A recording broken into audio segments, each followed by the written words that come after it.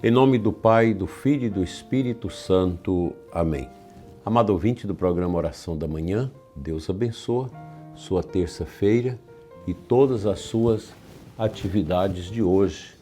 Nós vamos começar o nosso programa na presença dos anjos, hoje terça-feira, que os santos anjos nos renove cada vez mais com a sua ação em favor daquilo que Deus quer de cada um de nós. Estamos no mês vocacional e rezamos sempre assim. Enviai, Senhor, operários para a messe, pois a messe é grande e os operários são poucos. Com esta alegria no coração, nós queremos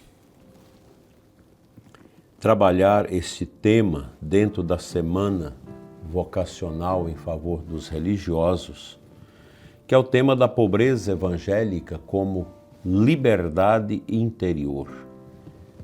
Isso é um ideal, um chamado muito especial de Deus ao longo da história da Igreja, e nós temos em milhões de homens e mulheres católicos que ao longo desses 2000 anos de existência da Igreja fecundaram suas vidas com esta opção de viver a pobreza, de assemelhar-se ao Cristo pobre, como sinal de profunda liberdade interior.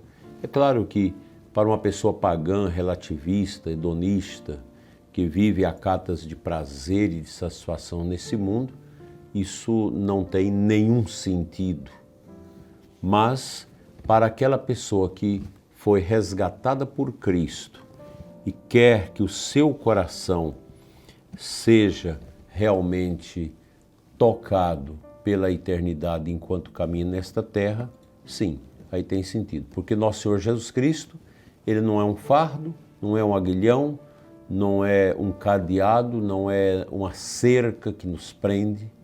Não, Cristo nos liberta de todas as cadeias. Essa é a verdade, esse é o ponto. Então a pobreza vivida segundo o Evangelho não é miséria, nem simples desapego material. É antes uma escolha de amor para seguir Jesus mais de perto. O próprio Cristo, sendo rico, fez-se pobre por nós para nos enriquecer com a sua pobreza. 2 Coríntios 8:9. Essa pobreza não é apenas exterior, mas interior. É liberdade de coração, que permite amar sem se prender a nada que não seja a Deus. Aqui eu recordo a importância da gente conhecer a vida dos santos, porque os santos, eles viveram isso e, portanto, nós podemos ter neles um incentivo para que também nós procuremos viver essa graça do despojamento, essa graça da pobreza interior profunda, esse desapego. É claro que a vivência dessa pobreza espiritual que nos leva ao desapego, ela não é apenas para os religiosos. Os leigos, casais também precisam ter essa disponibilidade de entender que a nossa confiança está somente em Deus. Mesmo você que é muito rico, possui muitos bens, você deve ter esse coração pobre, esse coração despojado, um coração que não se apega às coisas. Você deve olhar para a sua riqueza, agradecer a Deus por ela, pois com o trabalho honesto você acumulou esses bens que vão servir a sua família, servir os pobres, servir a igreja. O cristão que tem muitos bens, ele vive uma liberdade espiritual interior diante dos mesmos. Essa pobreza, que não é apenas exterior, ela é arraigada no profundo da alma. Dos religiosos e religiosas, cuja semana nós estamos lembrando deles, tem esse ideal como voto. Não é como um compromisso apenas, mas como um voto. de viver profundamente a pobreza. O Concílio Vaticano II, na Constituição Dogmática Lumen Gentium, sobre a Igreja, ensina que os consagrados têm o dever de viver a pobreza de modo a manifestar claramente que o reino de Deus não é deste mundo e que sua esperança está depositada onde? Nos bens celestes. Assim, a pobreza evangélica se torna sinal visível da primazia de Deus e da vida futura.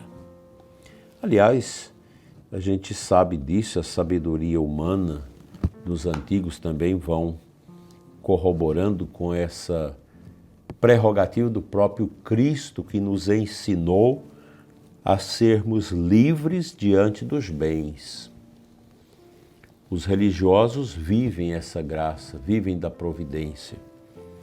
O decreto Perfecti Caritatis sobre a renovação da vida religiosa no Concílio Vaticano II afirma que a pobreza voluntária deve ser escolhida e vivida com alegria, como participação da pobreza de Cristo.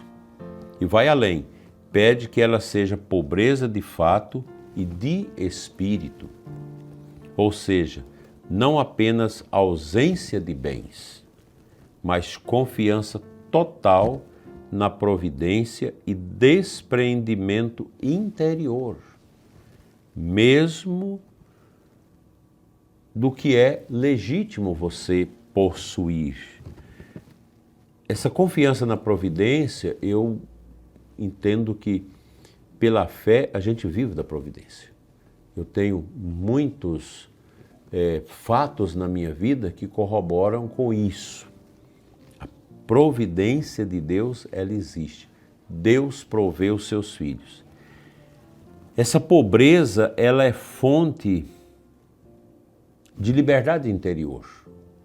Porque você pode ser muito rico, ter muitos bens, mas você sabe, isso aqui é pequeno diante daquele que é o Rei dos Reis.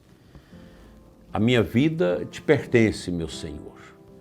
Não pertence a esses bens. Esses bens o Senhor me deu a graça de possuí-los, através do negócio, do trabalho justo, e eu agradeço por isso, mas eu não posso ter minha alma corroborada,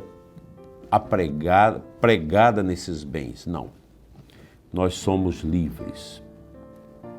Porque as riquezas humanas, elas dão seguranças humanas. As riquezas espirituais nos eleva espiritualmente. Então, essa pobreza permite que a pessoa se dedique totalmente a Deus e aos irmãos. É o caso dos religiosos, que vive para Deus, que vive para o próximo. Podemos lembrar aqui as irmãs da caridade, as filhas de Santa Teresa de Calcutá. Elas, pelo que eu conheço na vida religiosa, são as mais radicais que eu já vi até hoje na vivência da pobreza. Se mistura com os pobres, ajudando os pobres, vivendo daquilo que os pobres vivem e de uma maneira muito coerente, muito bonita. Quem vive a pobreza evangélica experimenta que o verdadeiro tesouro da vida está no céu e que aqui tudo é relativo e passageiro. As coisas vão com uma rapidez muito grande, muito intensa. E na vida religiosa, essa pobreza se expressa no uso comum dos bens, na simplicidade de vida, na disponibilidade para ser enviado aonde for necessário. O religioso deve olhar no espelho e dizer: eu não me pertenço, eu pertenço a Deus. Mesmo uma congregação que tenha bens, que tenha um colégio, uma universidade, um hospital, mas os religiosos devem viver a pobreza, mesmo tendo essas coisas. E nunca esquecer os pobres. Os pobres são sempre prioridade na igreja. Sempre foi assim e sempre será assim. São Francisco de Assis é um ícone desse ideal religioso da pobreza. Chamava a pobreza de dama e esposa porque o fazia livre para amar. E Santa Teresa de Calcutá lembrava: quem não está livre das coisas não está livre para amar de verdade. E é correto dizer isso. A pobreza evangélica é também profética, porque ela denuncia as injustiças, a ganância e o acúmulo egoísta, mostrando que a felicidade não depende daquilo que a gente possui, mas de quem possuímos, Cristo. Eu tenho Jesus, eu tenho tudo. Quem não tem Cristo não tem nada. Portanto, meu dileto ouvinte, peçamos nesta manhã de terça-feira, mês vocacional, ano santo, que o Senhor nos dê um coração pobre, livre e generoso, que a pobreza em nossas famílias, paróquias e comunidades religiosas seja vivida como um sinal luminoso do reino que virá, onde Deus será tudo em todos. Vivamos o desapego e o desprendimento de tudo que nos segura neste mundo. Assim seja. Amém.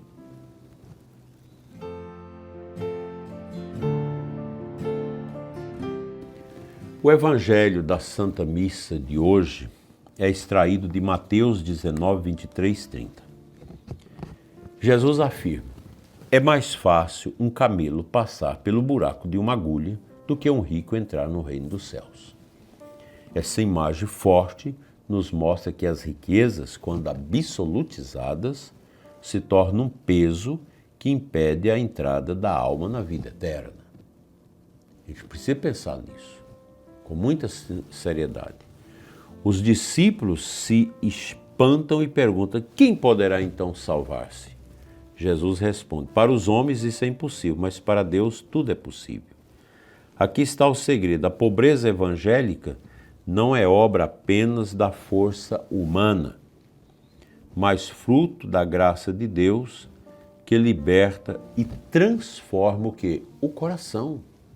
O coração precisa ser transformado. São Pedro então lembra: não deixemos tudo e te seguimos.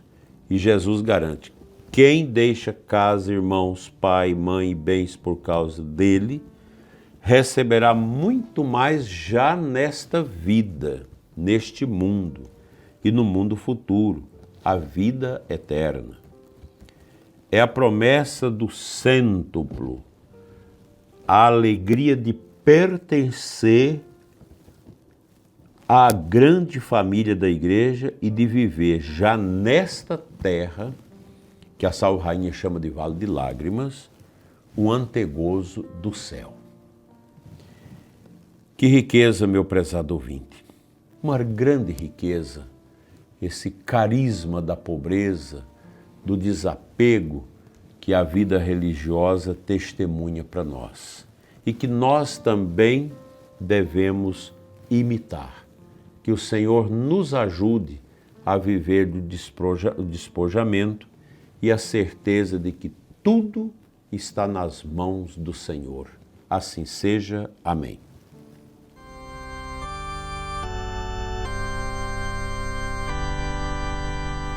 Te convido à oração final, especialmente os que estão passando por dificuldades. Que Deus os renove, os fortaleça. Não deixe de rezar, de confiar, de ter paciência. Você que está numa fase terminal da vida, não se apega a esse corpo, a essas coisas passageiras. Se apegue à palavra de Deus. Rezemos juntos. Ó Jesus, Mestre Divino, que sendo rico nos fizeste pobre por amor de nós, dai-nos um coração livre de toda avareza e apego, para que possamos seguir-vos com alegria e fidelidade. Conservai nas famílias e nas comunidades religiosas o espírito da pobreza evangélica, como testemunho de liberdade interior e de esperança nos bens eternos. Que muitos jovens, ao verem o exemplo dos que vivem desapegados por amor ao reino, sintam-se chamados a entregar-se totalmente a vós. Amém. O Senhor esteja convosco, Ele está no meio de nós. Pela intercessão dos santos anjos de Deus, abençoe-vos Deus Todo-Poderoso, Pai, Filho e Espírito Santo. Amém. Abençoada terça-feira para você, rezemos um pelo outro e obrigado pelas orações, pela estima que vocês deferem para mim, para o nosso programa. Sempre que a gente anda por esse mundo afora, encontramos as pessoas que dizem: eu escuto e rezo com o Senhor na oração da manhã. Muito obrigado por isso. Fique em paz.